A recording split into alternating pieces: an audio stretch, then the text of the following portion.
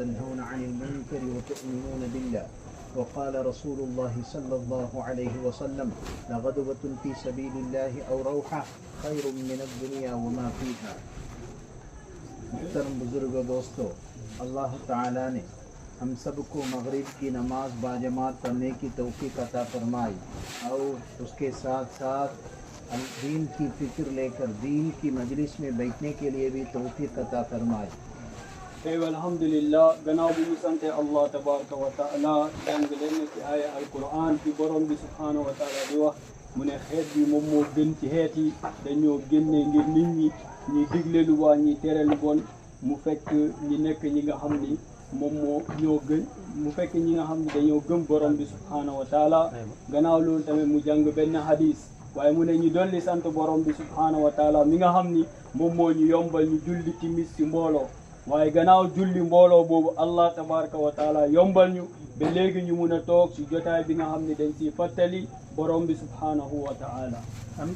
इसी मजलिस में हम बार बार बैठने के लिए हम कोशिश करना है, हम अल्लाह को भी शुक्र अदा करना है, क्योंकि अल्लाह ताला ने जिसको चाहता है अल्लाह ताला ने उनको दीन की समझ अता फरमाते हैं। क़ाल सल्लल्लाहु अलैहि वसल्लम मन युरिदिल्लाहु बिही खैरन युफ़क़िहु फ़िद्दीन। अल्लाह ताला ने जिसको भलाई चाहता है उनको दीन की समझ अता फरमाते हैं। moo tax mbokk yi ñu dolli sant borom bi subhanahu wa taala ci xéewal bu mag bi maanaam jotaay bi nekkul jotaay bu ndaw jotaay bu mag la parce que jotaay la bi nga xam ni Allah tabaraka wa taala même ñu siy toog Allah tabaraka wa taala moom moo leen di tànn waaye tamit du fekk façon tànneef bu nekk déedéet day fekk Allah da leen nammal mbaax moo tax mu wax hadis bi nabi karim sallallahu alayhi wa sallam mu ne Allah képp ku mu nammal mbaax Allah da lay orienté ci diine da lay jox compréhension ci diine ba pare da lay yombal jëfu diine encore। मेरे बुजुर्गों, दोस्तों, अल्लाह ताला ने जिसके दिलों के अंदर दीन की फिक्र हो अल्लाह ताला ने उन दिलों को कबूल फरमाते हैं। mu ne loolu moo tax Allah tabaraka wa ta'ala mbokk yi bu buggee orienté doomu aadama maanaam xol gi lay orienté ci diini maanaam xol bi ak xel bi yëpp dañuy tënku ci diini। सारे सहाबा रज़ी अल्लाह अन्हुम दिलों के अंदर उम्मत का फिक्र उम्मत का गम पैदा हुए थे। mu ne mboolem li nga xam ne mooy àndandoor yonent yàlla sallallahu alayhi wa sallam maanaam seen xalaat ak seen bëgg-bëgg lépp moom moo nekk xeet gi nan la diine di tasaaroo ci mboolem xeet gi। उनकी दिलों के अंदर ऐसा फिक्र था, ऐसा गम था कि सारे के सारे उम्मत जहन्नम से बचकर जन्नत की तरफ जाने वाला बन जाए। maanaam bokk na ci bëgg-bëgg bi nekkoon ci xool àndandoor yonent yàlla sallallahu alayhi wa sallam mooy nan la mboolem doomu aadama di muccee ci mbugal Allah di safara ñu tabbi ci yërmande Allah di aljanna। एक बार हुजूर पाक सल्लल्लाहु अलैहि वसल्लम एक सहाबी को देखा है मस्जिद के अंदर बैठे हुए वो फिक्रमंद रहा करते थे। mu ne benn bés nabi karim sallallahu alayhi wa sallam ñëw na fekk li nga xam ni moo nekk ñenn ñi toog ci jàkka ji waaye benn xalaat rek moom moo leen toogloo ci jàkka ji mooy benn xalaat bi nga xam ni moom la ñuy wax nan la diine di tasaaroo। Medina मुनव्वरा के अंदर इसी तरह ये ऐलान हुआ है कि अब्दुर्रहमान बिन औफ सारे मदीना वालों को दावत खाना खिलाने के लिए कुछ ऐलान किया है। सारे मदीना वालों एक तरफ जहां के दौड़ते हुए जा रहे थे, एक सहाबी मस्जिद के अंदर बैठे हुए फिक्र करते थे। हुजूर पाक सल्लल्लाहु अलैहि वसल्लम उन सहाबी के अंदर जाकर पूछा है आप क्यों नहीं गया। mu ne benn ñëw na ci benn nettali bés li nga xam ni xiif amoon na ci dëkk bi ñuy wax madinatul munawwar waaye mu am benn sahaaba bi nga xam ne Allah daka yombaloon mu nekk borom alal bu mag waaye mu demoon commerce waaye bu muy ñibbisi indaale yóbbal bu rëy sa maanaam indaale dund bu bëre sa maanaam nit ñi bu ñu yegee xibaaram nit ñi yëpp ñi daal di tasaaroo pour dem jot si li nga xam ne moom moo nekk ci mbir moomu maanaam xéewal yi nga xam ne moom la indaale waaye yonent Yàlla sallallahu alayhi wa sallam bi mu jubloo si jàkka ji mu fekk kenn mu ngi toog foofu bokkul si ñuy dem mu laajte ko waa yow lan moo waral demuloo nga dem bokk si ñi nga xam ne ñoo dem maanaam gàttanji njëgg bi। उन सहाबियों ने कहा है या रसूल अल्लाह वहाँ पाने की बरकत की वजह से अल्लाह ताला ने मेरे को हिदायत अता फरमाया, लेकिन इस मेरा माँ मेरा बाप कुफ्र की हालत में इस दुनिया से रुखसत हो चुके हैं। इसके बारे में मैं सोच रही कहाँ कहता हूँ। इस सारे बातों को सुनकर हुजूर पाक सल्लल्लाहु अलैहि वसल्लम ने फरमाया, ये जो फिक्र है अब्दुर्रहमान बिन औफ जो मदीने मुनव्वरे को, मदीना वालों को जितना भी दावत दिया है, उस दावत से इस फिक्र अल्लाह के अंदर बहुत बड़ी नेमत है। mu ne léegi waa ji toog bi nga xam ne moom la toog nabi karim sallallahu alayhi wa sallam bi mu ko laajtee lan moo waral toogaayam bi mu ne benn xalaat rek moo ko tënk si jàkka ji mooy li nga xam ne mooy ay waajuram bu góor ak bu jigéen nekkuñu ay jullit ay yéeféer lañ. xalaat bi mooy lan mooy nan la leen allah tabaraka wa taala di jubalee ba mu teg leen encore ci yoonu njub pour ñoom mii seen bopp ñi daal di mucc. इसलिए हम सोच रहे रहते हैं जिसके दिलों के अंदर उम्मत का फिक्र, उम्मत का दर्द, उम्मत का गम पैदा हुए हैं, अल्लाह ताला ने उन दिलों को कबूल फरमाते हैं। mu ne léegi xol yi nan la ñuy fexe ba léegi mbokk yi benn xalaat mooy occupé li nga xam ni mooy suñu xol, benn njàqare tamit moom mooy occupé suñu xol, mooy benn xalaat ak njàqare boobu mooy lan mooy nan lañ jub di daal di tasaaroo ci xeetu Seydina Muhammad. हत्ता के उस फिक्र मखलूकात के अंदर, जानवर के अंदर उस फिक्र हो, अल्लाह ताला ने उस जानवरों को कबूल फरमाते हैं। mu ne léegi lii même bu fekkee maanaam ay bay ma sax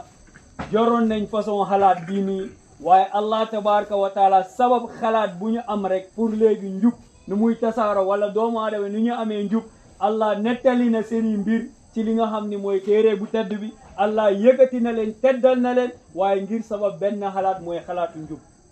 इसलिए खुद कुरान के अंदर अल्लाह ताला ने फरमाया, एक हुदहुद का नाम से एक तायरा है, सुलेमान अलैहिस्सलाम ने पाल लिया।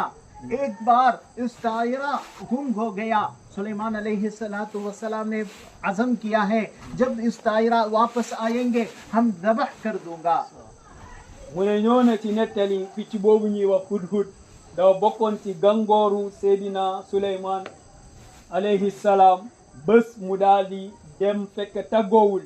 waaye Suleymaan alayhi salaam bi mu yëggee absence am mu daal di laajte ani waaw picc bu ñu ne hudhud ñu ne ko dafa absenté. mu ne léegi moom dem na saa mu jël ndigal bu dellu siwee ñaari mbir moomu ne mu jox ma maanaam preuve bu leer luy waral ba du ma ko rey waaye lu ko mooy damay daal di takkale baat bi ak bopp bi. जब उस तायरा वापस आ गया, सुलेमान अलैहिस्सलाम से कहा, मैंने एक करिया को, एक बस्ती वालों को देखा है, अल्लाह को छोड़ करके उस सूरज को पूजा कर रहे हैं, उस सूरज को इबादत कर रहे हैं, इसलिए हमको देर हो गई। उस सुलेमान अलैहिस्सलाम ने कहा, इस बात सच हो आप जीत हो जाएंगे, इस बात छोटी हो हमको ज़बह कर देंगे।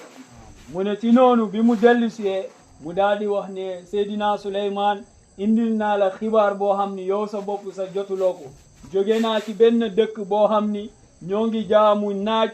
ñu ngi sujoodal naaj waaye sujoodal ñu borom bi subhaanahu wa taala mi nga xam ni moom moo sakk naaj boobu noonu. waaye léegi ñu ngi jaamu leneen lu wuteeg allah tabaraka wa taala. façon xibaar bii laa la indil. mu ne bu fekkuloon du façon xibaar bii nga may indil tey maanaam ren ni nga waroon am.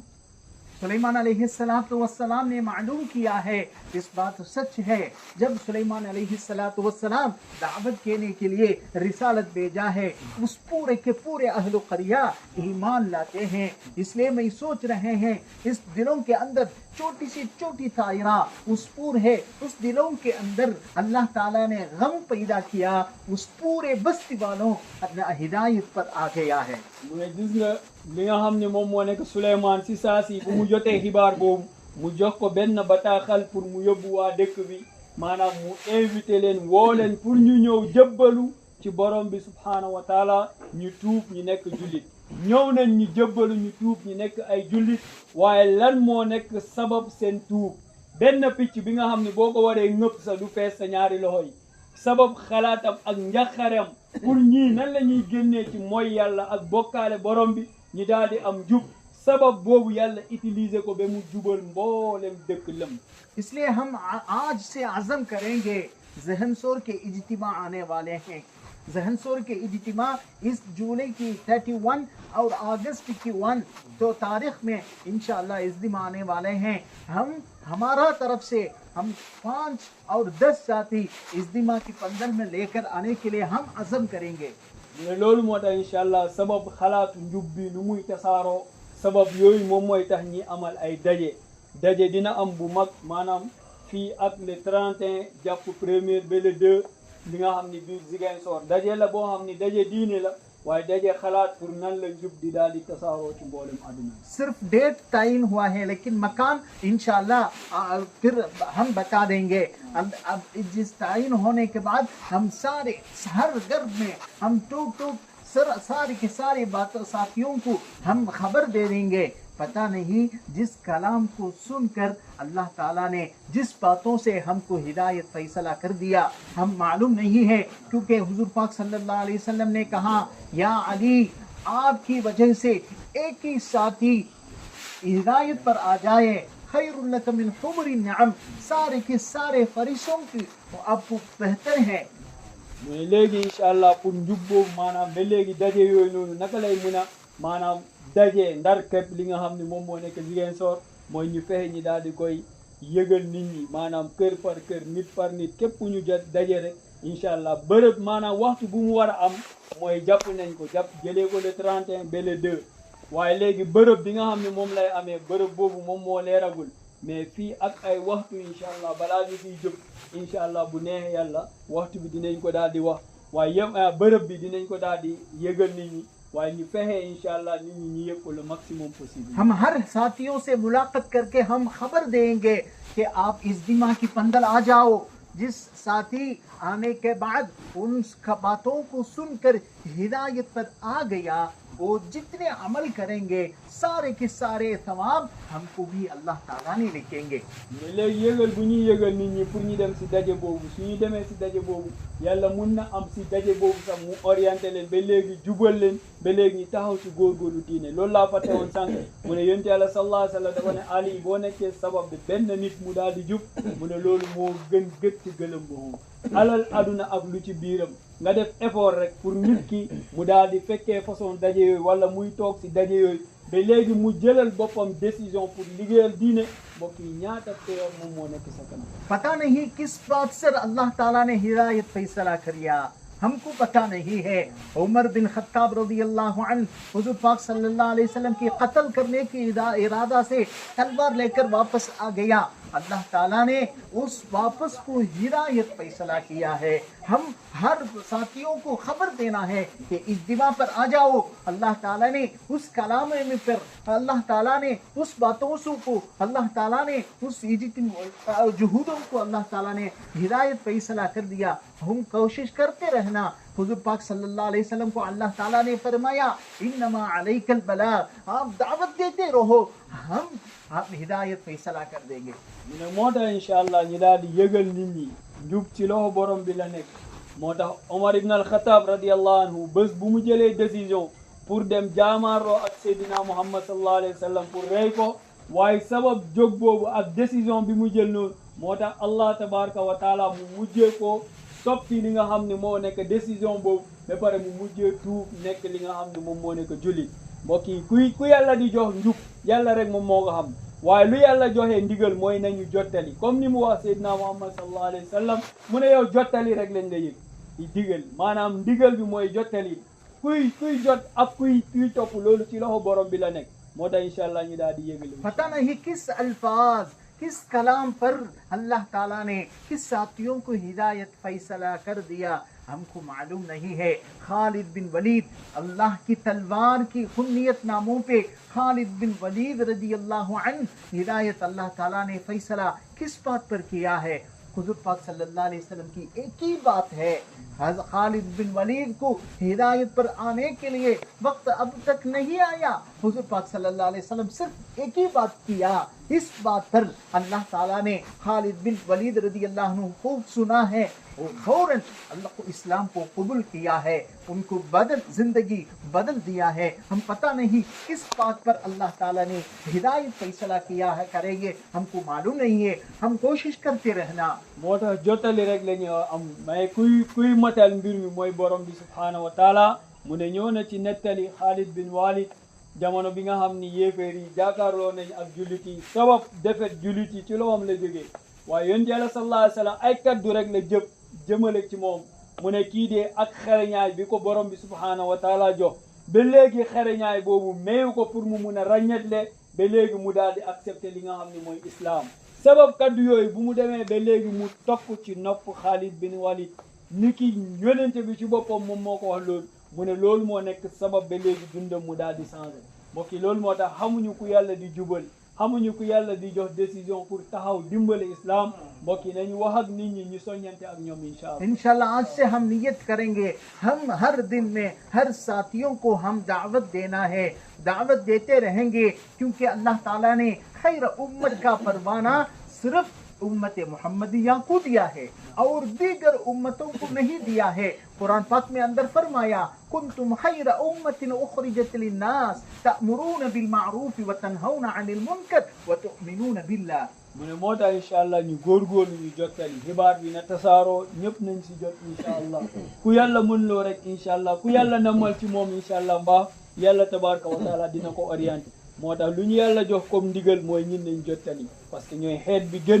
gënuñu pour leneen pour ay jaamu yàlla ay déedéet waaye ngir sabab lan digle lu baax ak tere lu bon moo tax ñu gën yeneen xeet yu weesu